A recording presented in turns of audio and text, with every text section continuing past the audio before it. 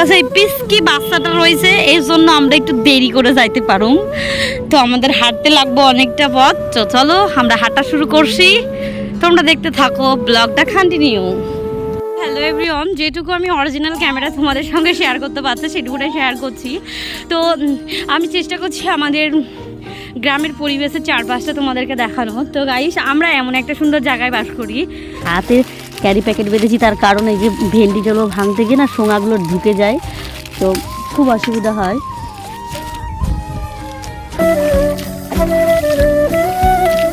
Hello বন্ধুরা, welcome back to my channel Mithu's family. আমি মিঠু, আপনাদের জন্য আবার একটা নতুন ভিডিও নিয়ে হাজির হলাম একটা নতুন দিনের সাথে। মুর্শিদাবাদের বহরমপুর ছোট্ট একটি গ্রাম থেকে তোমাদের সকলকে জানাই অনেক অনেক স্বাগতম এবং অনেক অনেক ভালোবাসা। এই গাইস, এখন এসেছে পাড়ায় একটা ফুচকাওয়ালা দাদা, তো সেই দাদার কাছে এখন ফুচকা খেতে যাব। তো তার জন্যই আমি কিছু টাকা নিতে এলাম ঘরে, আর ওই দিক 30 টাকা মতো লাগবে, সেটাই হচ্ছে না, 10 টাকা, আর এদিকে 100 টাকা নোট। তো চলো 100 টাকাটা নিয়েই যাই। তো এদিকে তোমাদের দাদা ভাইও যাবে ফুচকা খেতে এবং আমিও যাব, সবাই মিলে একটা জিনিস খেলে না খুব আনন্দ লাগে এবং খুব ভালো লাগে। চলো, হয়েছে মাখানিওয়ালা, ঘন্টা বাজার মাখানিওয়ালা। ফুচকাওয়ালার জন্য আশায় তাকিয়ে তাকিয়ে মনে হয় জিভের জলটা আমার অর্ধেকটা পড়েই যাবে মাটিতে। তো টাকা নিয়ে বসেই রয়েছি ফুচকা খাবো বলে। তো বন্ধুরা, আশা করি সকলে যে যেখানে আসো নিশ্চয়ই ভালো আছো ঠাকুরের কৃপায় এবং গডের মানে ভগবানের আশীর্বাদে। তো চলো গাইজ, আজকে আমি তোমাদের দেখাবো আমাদের গ্রামের চারিপাশ এবং আমাদের গ্রামের পরিবেশটাই তোমাদের সঙ্গে শেয়ার করব। তো সবার কাছে মানে অনুরোধ রইল পুরো ভিডিওটা দেখার জন্য। এখন বিকেলবেলায় দেখতে পেলে আমি ঘর থেকে টাকা বের করে নিয়ে এসেছি, পাড়ায় ফুচকাওয়ালা দাদা আসবে বলে সেই ফুচকা খাবো বলে।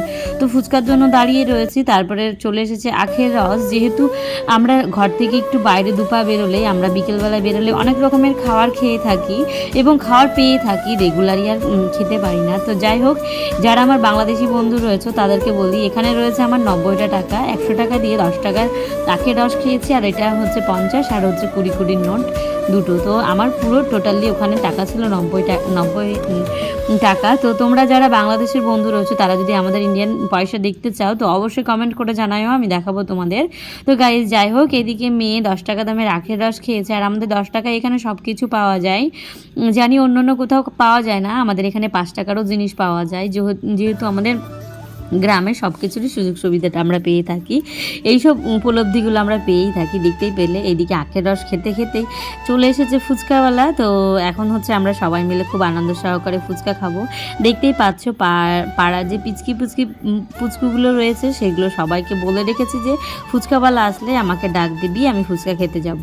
তো গাইজ, যাই হোক, এই হচ্ছে আমাদের গ্রামের বিকেলবেলা আমরা সবাই এরকমভাবে মানে রেগুলার আর খাওয়া হয়ে ওঠে না, তো যেদিন খুব ইচ্ছে জাগে তো সেই দিন আমরা খেয়ে থাকি। ফুচকা হচ্ছে এমন একটা জিনিস যে কোনো মেয়েকে বললে কেউ না করবে না, বিশেষ করে আমাকে যদি কেউ বলে তো আমি তো কখনোই না করব না, আমি তো সবসময় হ্যাঁ উত্তরটাই আসবে আমার কাছ থেকে।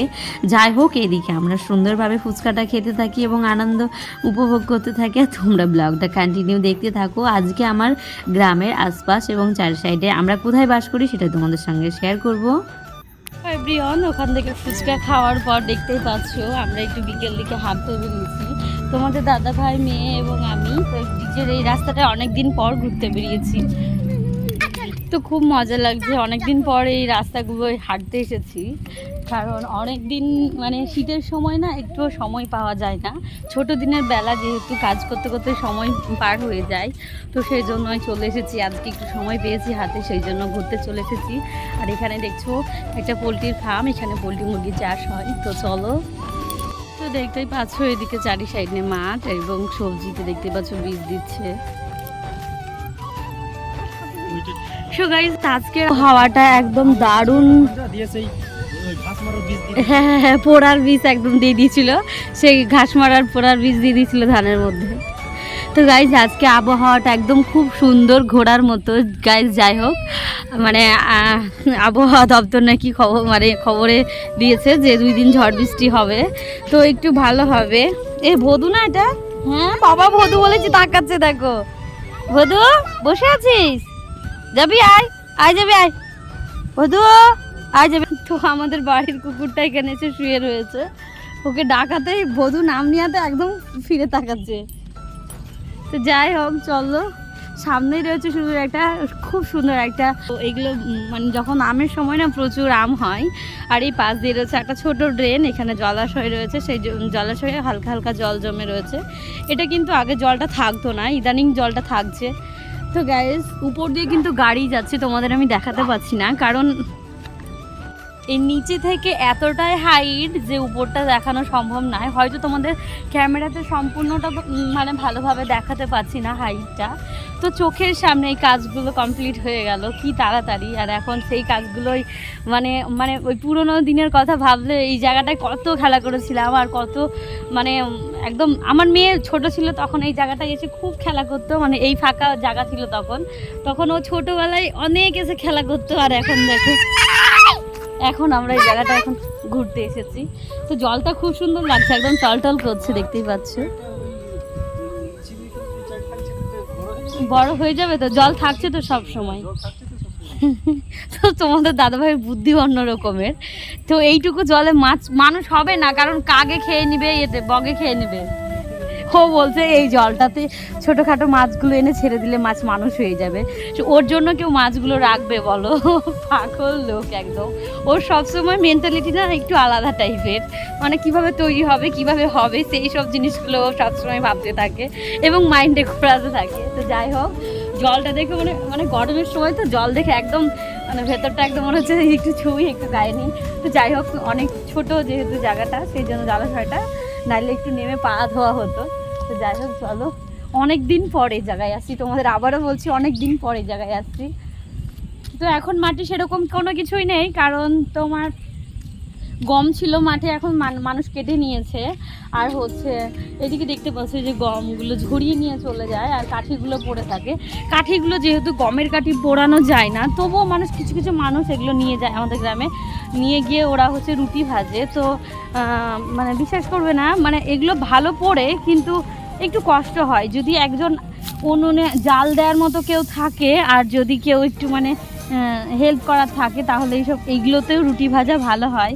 কিন্তু এখনকার মানুষ না অনেক সচ্ছল হয়ে গেছে, সেই জন্য এগুলো আর চাহিদাই নেই। আগে যেরকম গম ঝাড়ানো হাতেই হতো সব কিছু, এবং ধানও হাতে ঝাড়ানো হতো। তো এইসবের চাহিদা এখন কমে গেছে মানুষের গ্যাস হয়ে, তো সেই জন্যই পড়ে আছে, নাইলে এই জিনিসটা কিন্তু থাকতো না। একদম কখন যে উধাও হয়ে যেত কেউ জানতেও পারতো না। তো চলো আরেকটু ওই সামনের দিকে যাব, যতটুকু যাই দিয়ে তোমাদের দেখাবো। আর তোমাদের আমার ভিডিওগুলো কেমন লাগছে অবশ্যই কমেন্ট করে জানিও, কিন্তু অবশ্যই কমেন্ট করতে ভুলবে না। তো এইদিকে দেখতেই পাচ্ছ মেয়ে জলে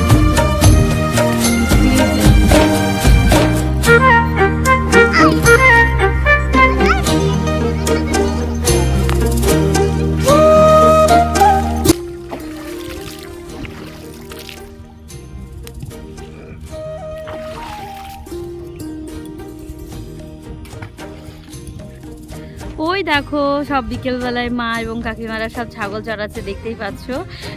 তোমাদের আগের ব্লগেও শেয়ার করেছিলাম যে আমাদের বিকেলবেলায় প্রায় ঘরের মেয়ে ছেলেরা হচ্ছে মাঠ ঘাটে যায় ছাগলের জন্য ঘাস আনতে এবং ছাগলগুলো মাঠে একটু চড়িয়ে নিয়ে আসার জন্য। তো গাইজ, তো কেমন লাগছে আজকে ভিউটা বলে দিও তোমরা অবশ্যই। তো আমার জলটা দেখে খুব ভালো লাগছে, তোমাদের আর কি বলবো। মেয়ে এখন হচ্ছে জলের মধ্যে পা দেবে, হাত ধোবে। নামিয়ে দাও ওকে নিচে।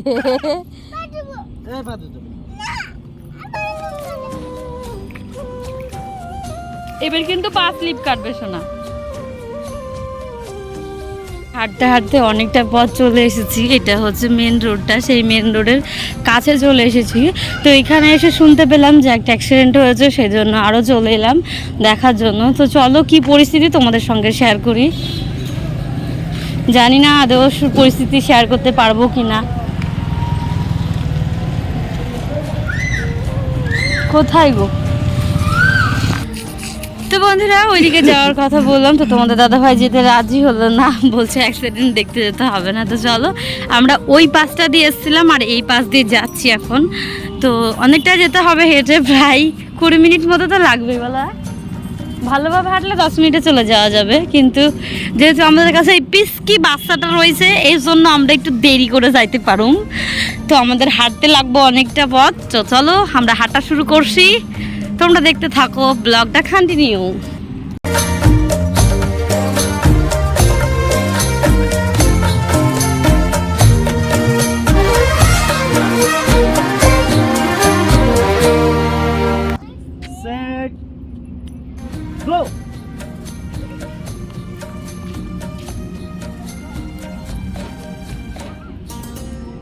হ্যালো এভরিওয়ান, যেটুকু আমি অরিজিনাল ক্যামেরা তোমাদের সঙ্গে শেয়ার করতে পারছি সেটুকুটাই শেয়ার করছি।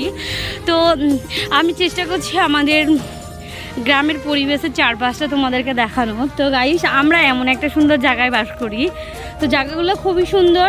যেহেতু ঘরের মধ্যে সবসময় বসে থাকি সেই জন্য জায়গাগুলো অনেক দিন পর মানে অনুভূতি নিচ্ছি। তো দেখতেই পাচ্ছ এদিকটায় পুরোটা ধান ক্ষেত রয়েছে, আর যেহেতু সন্ধে লেগে গেছে সেই জন্য মানে আমার ব্লগটা একটু অন্ধকার অন্ধকার হয়েছে। তো এইটা হচ্ছে ভেন্ডি, মানে যারা হচ্ছে আমার যারা বাংলা বোঝো না, লেডিস ফিঙ্গার, তো তাদের জন্য বলছি এটা হচ্ছে ঢ্যাঁড়স, ভেন্ডি, লেডিস ফিঙ্গার।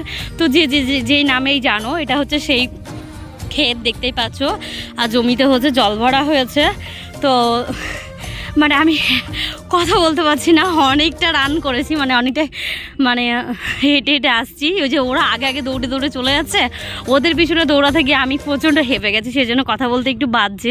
তো যাই হোক, এই যে দেখতে পাচ্ছ আমাদের ওভারব্রিজের ওপরটা, আর এইখানে কত সুন্দর গাড়ি ঘোড়া যাচ্ছে, আর লাইটগুলো জ্বালিয়েছে, এত সুন্দর লাগছে। তোমাদের হয়তো যদি চোখের সামনে ফিল করতে পারতে তাহলে হয়তো এটা অনেকটা মজার জিনিস এবং অনেকটা আনন্দের জিনিস। আর এই যে হচ্ছে সেই ধানের ক্ষেত আমাদের গ্রামের, মানে এত সুন্দর লাগে আমার এই ধান ক্ষেতটা। এই সবুজ হয়ে যখন ফোটে একবার, আর যখন ওই সোনালি হয়ে থাকে তখন একবার, মানে এই জিনিসগুলো খুব বেশ ভাল লাগে। কারণ এই পাশটা পুরোটাই ধান, ওই যে দেখতে পাচ্ছ ওই বাড়িগুলো পর্যন্ত এখান থেকে শুরু করে পুরোটাই ধান ক্ষেত। তোমাদের হয়তো ক্যামেরাতে আমি ভালোভাবে বোঝাতে পারছি না, দুঃখিত, কিন্তু আমি চোখে দেখছি, চোখে অসাধারণ লাগছে আর খুব সুন্দর লাগছে। তো যাই হোক, তো এগুলো মানে আমাদের এখান থেকে একটু বীরভূম এলাকায় গিয়ে ওই তারাপীঠ ওই সাইডে যেতে, তারাপীঠ অনেকে চেনো, তো ওই তারাপীঠের ওই সাইডে দেখতে যদি যাও তোমরা কোনো দিন, তো এরকম পুরো সবুজে সবুজ আর সোনালিতে সোনালি থাকে যখন ধানগুলো পেকে যায়। তো গাইস, আমি যখন তারাপীঠে যাই তখন হচ্ছে ধান ওঠার সময় ছিল, তো সেই সময় গেছিলাম। তো বীরভূম ওই এলাকাটায় পুরোটা ধান ক্ষেত, যারা আমার বীরভূম থেকে দেখছো তোমাদের ওই পরিবেশটা আমার খুব ভালো লেগেছে। তো গাইস যাই হোক, এদিকে আমাদেরও পরিবেশটা অনেক সুন্দর, যেহেতু আমাদের এখানে কম মানে ধানটা উৎপাদন হয়, বীরভূমের এলাকার সাইডে ওদিকে বেশি উৎপাদন হয়, যতটুকু হয় যথেষ্ট হয়। সবাই যেহেতু গ্রামে অনেকের ক্ষেত থাকে, তো সেই ক্ষেত্রে সবাই চাষবাস করে। তো গাইস যাই হোক, আজকে অনেকটা বকবক করে ফেলেছি, আর বকবক করবো না। তো চলো সামনেখানে যেই গঙ্গাটা আছে সেটা গঙ্গাটা দেখি তোমাদের কাছ থেকে আজকে আমি বিদায় নিব। তো বন্ধুরা তোমরা দেখতে থাকো, ভাগীরথী গঙ্গাটা তোমাদের দেখাবো। যারা এখনো ভাগীরথী গঙ্গা দেখোনি তাদেরকে দেখিয়ে দেবো ভাগীরথী গঙ্গাটা। তো গাইস, এইদিকে মনের মতো হাঁটতে হাঁটতে এদিকে বৃষ্টি শুরু হয়ে গেছে, ফোঁটা ফোঁটা বৃষ্টি পড়তে শুরু করেছে। তো এই যে দেখতেই পাচ্ছ, ক্ষেতের একটা ফুটটা হচ্ছে চুরি করেছে তোমাদের দাদা ভাই মেয়ের জন্য। তো আমার ক্যামেরাতে জল পড়ছে, কন্টিনিউ ব্লগটা মনে হয় আর করতে পারবো না, এবং আমরা ভিজেও যেতে পারি, ভালো বৃষ্টি পড়ছে একটা একটা করে। তো চলো এখন ফাইনালি বাড়ি পৌঁছাতে পারলেই হয়। এরকম জায়গায় এসে ফেসে যাবো বুঝতেও পারিনি, অনেকটা পথ আমাদের যেতে হবে। ওই মাথায় গিয়ে আমাদের বাড়ি আরও অনেকটা দূর। তো মেয়ে যেহেতু হাঁটছে না, কোলে চাপতে চাইছে, সেই জন্য তোমাদের দাদাভাই আগে দৌড়ে চলে যাচ্ছে। সত্যি কথা বলতে আর পাচ্ছি না, অনেকটা যেহেতু জার্নি হলো আমাদের, প্রায় অনেকটা পথ আমরা হাঁটাহাঁটি করে আসলাম।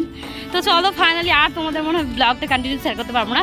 তো অনেক বকবক করেছি, আমার ব্লগ ভিডিওটা তোমাদের কেমন লাগলো অবশ্যই কমেন্টে জানিও। তো বন্ধুরা সকালে ভালো থেকো, সুস্থ থেকো, ঠাকুরের কাছে কামনাই করি। আর টাটা বাই বাই, দেখা হচ্ছে তোমাদের সঙ্গে আবার পরের ব্লগে।